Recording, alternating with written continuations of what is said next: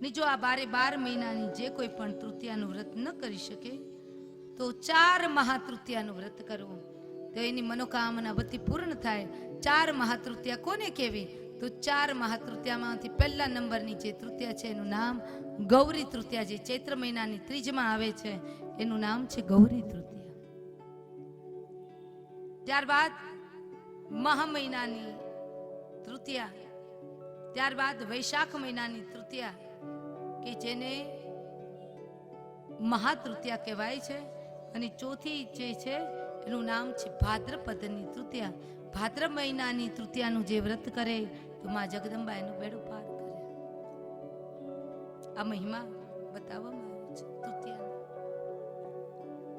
તૃતીયાના દિવસે જે કોઈ પણ વ્રત કરે તો માં જગદંબા એટલી દયાળી છે, એટલી ભોળી છે. માં જગદંબા એના બધા જ મનોરથને આત્મસાત કરાવડાવે છે, ભવબંધનમાંથી મુક્તિ અપાવે છે.